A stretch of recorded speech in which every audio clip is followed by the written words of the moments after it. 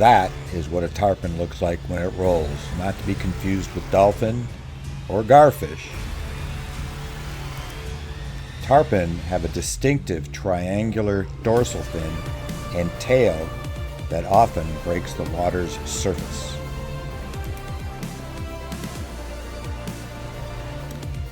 Here I'm casting the H2O Express Academy Sports Crazy Croaker swim bait.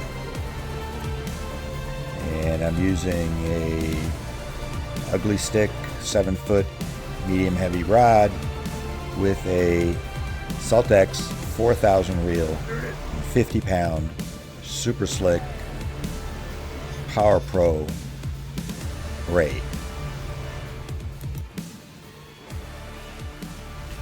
One thing I do to the live target and the Crazy Croaker swim baits is I open up the hook slightly. When you get them, the hook is pointing at the bait's eye where you tie your leader. And I find that somehow they often twist out of the fish's mouth. I have found that if I open up the hook opening a little bit, making the hook, barb part of the hook, almost parallel to the belly of the bait, I find that the hookups seem to stick better.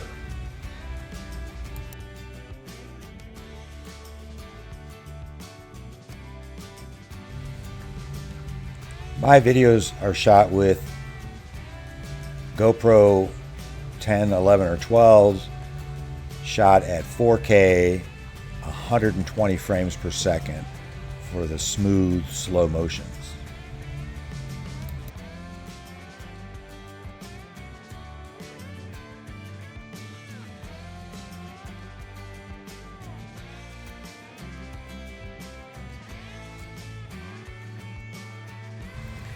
Sonia, my fishing partner, was using a Tsunami paddle tail mullet, the black and gray one.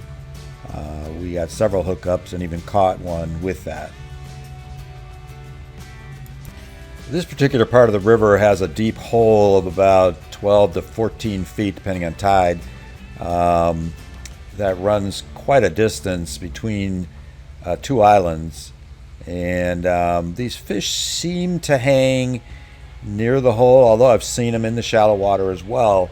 But there seemed to be more of a concentration of fish right in the hole or at the drop-offs. And the drop-off's pretty dramatic, from anywhere from, well, depending on tide, a foot or two deep to 12 to 14 feet deep. Using my Garmin map and trying to keep the trolling motor set in the middle of that hole and casting to either side, which are two different drop-offs, one on each side. Trying to keep the GoPros from overheating, I turned off the hyper smooth on this particular video, and you can see how jerky it is. I've turned it back on in all the other videos.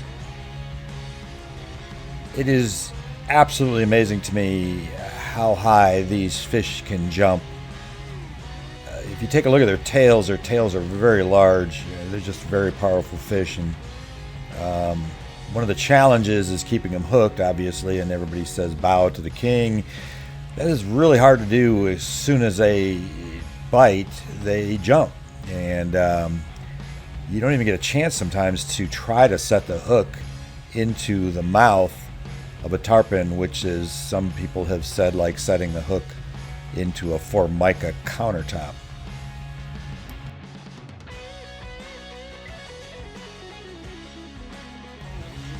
While I'm not using a topwater lure, the Crazy Croaker and these swim baits, it's a pretty fast retrieve, so they only are a foot or two under the water surface. I think this is an advantage given the clarity of the water is terrible in the St. Johns River, usually not more than 18 or 20 inches of clarity, and therefore the sun is able to penetrate that little bit and give the bait some light that the fish can key in on. These topwater at the boat hits are just, every time it happens, it scares you, and you have to anticipate it eventually, because you've got to be able to set the hook immediately if you can. The real reason I videotape my fishing trips is to be able to relive it at a later date for myself. It's purely for myself. To be able to slow motion these hits, especially at the boat, is just incredible to relive it over and over again.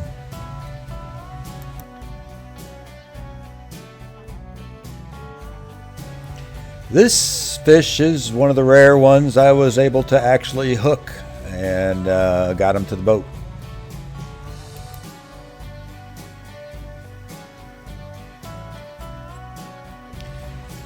These fish are anywhere from 30 to 100 pounds, and to me these are the best fish to catch.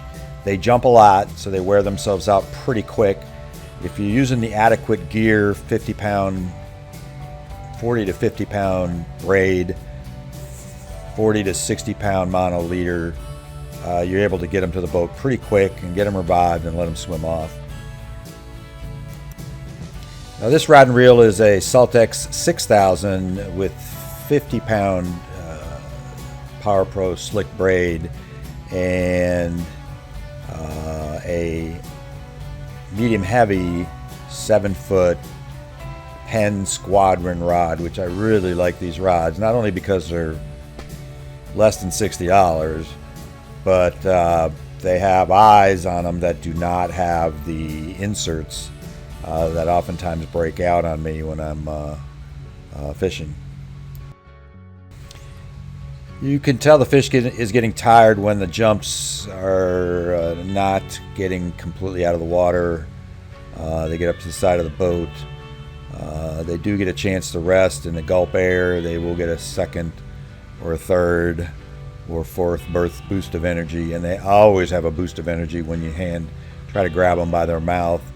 I think that tarpon's mouths are super sensitive, apparently, and that's why they jump so violently. To me, there's no more beautiful fish in the world, for me to catch anyway, than these tarpon. They're absolutely gorgeous, beautiful color, big eyes, and obviously a great show. Really try to take time to revive them, usually 10 to 20 minutes sometimes. And I let them kick several times before I actually let them go, to make sure they can swim off successfully. Using adequate gear, like I said, 40 to 50 pound braid, heavy rod and reel, 40 to 60 pound mono leader, really helps to get these fish in before you exhaust them to the point of death.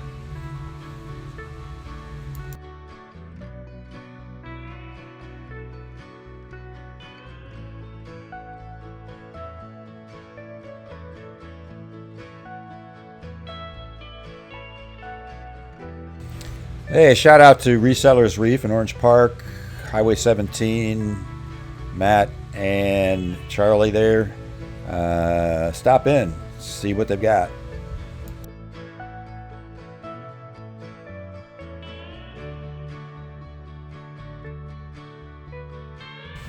You know, once you train your eye to recognize a tarpon versus a garfish or a dolphin, it's pretty obvious when it's a tarpon. That triangular dorsal fin and triangular tail fin coming through the water is a key element. Garfish do not have a dorsal fin. They're brown in color, and if their tail breaks the water, it's round. Dolphin, triangular dorsal fin, but it's not black, it's usually gray, and they do not have a vertical tail fin that breaks this water surface. And also, dolphin will come up several times, and then also when dolphin break the water, they blow out their blowhole, and you'll hear that or see it.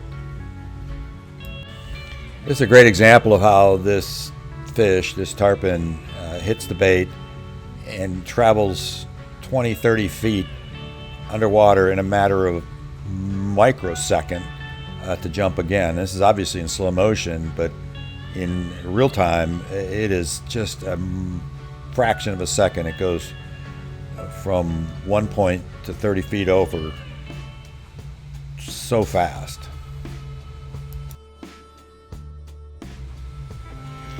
So here I'm chasing birds, picking off shrimp that redfish are pushing to the surface. Giant schools of redfish pushing shrimp to the surface that the birds are picking off on a perfectly calm, beautiful St. Johns River day.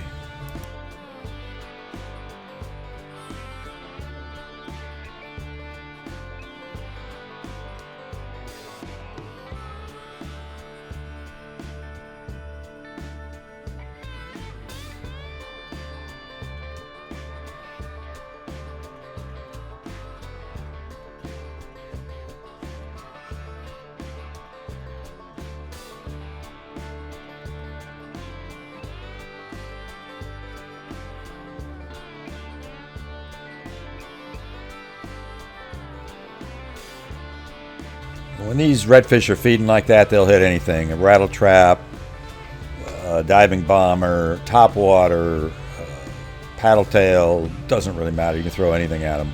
They'll eat it. And these fish ranged from 23 to 33 inches, which is 5 to 11, 12 pounds.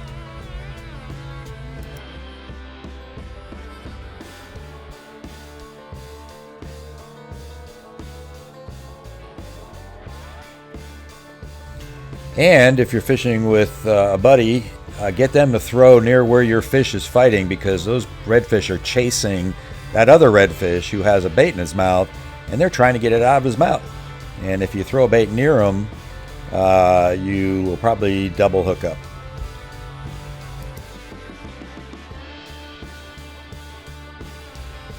I get most of my gear at Resellers Reef on Highway 17 in Orange Park. They're right across from Moose Haven.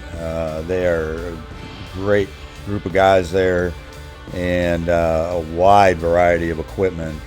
Everything from offshore to inshore to bass fishing. They've got it all. I mean, a huge assortment at really, really good competitive prices.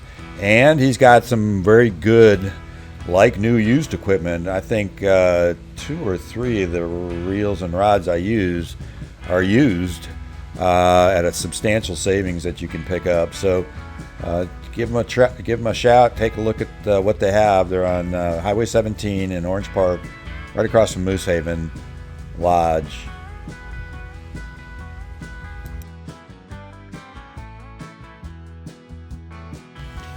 This rod and reel I'm using is this Tsunami Barrier 2 4000 reel with 20-pound Power Pro braid.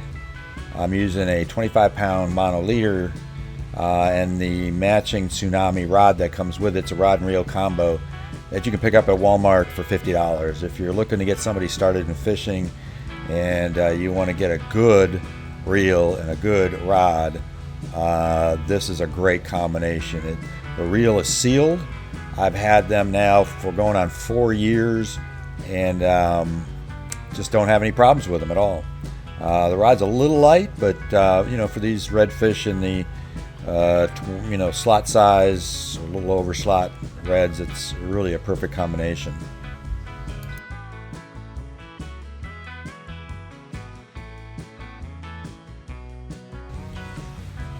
I feel that fishing the river or St. Augustine or wherever you're fishing in the Jacksonville area, the minimum braid you should be using is 20-pound test braid and 20 to 25-pound leader. I'm catch and release 99% of the time, so I do not want to kill these fish by exhausting them with light gear, and want to return them pretty quickly to the water and let them swim off. I just don't see an advantage to using 15 or 10, or some of these guys use 8-pound test line. I just don't see an advantage. Casting distance, no difference. Heck, I'm casting now 60, 70 feet with 50-pound braid. No problem. The braid is so thin these days, so I just don't see an issue with using heavier braid and heavier leader. Some people have commented about the orange color of these fish being the tannin in the water. I don't believe that's true. These fish are eating shrimp, and shrimp is going to give them that oranger color, especially in the fins.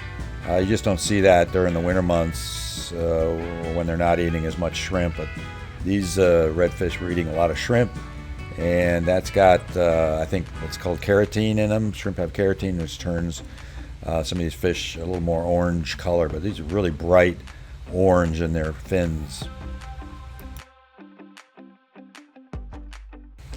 This was a school of fish I spotted at the surface and actually trolled over to with my trolling motor, and I forget what I was using. I think I was using an NLBN mullet, and threw at them, and you'll see this is a great example of schooling redfish, other fish chasing this fish.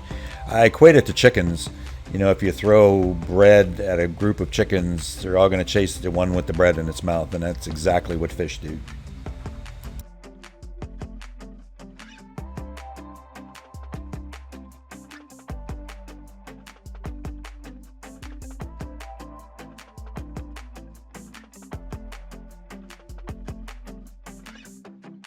The one I actually caught was about 33 inches, but that one at the bottom of the screen that's swimming off at the surface was at least 36, 38 inches long.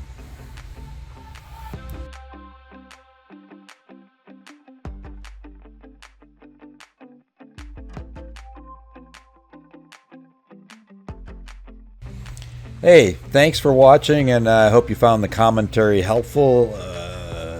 I'm waiting for next April when the tarpon start coming back. One of the keys I see is when the water temperature gets to be 80, 82 degrees. That seems to be when they start to show up.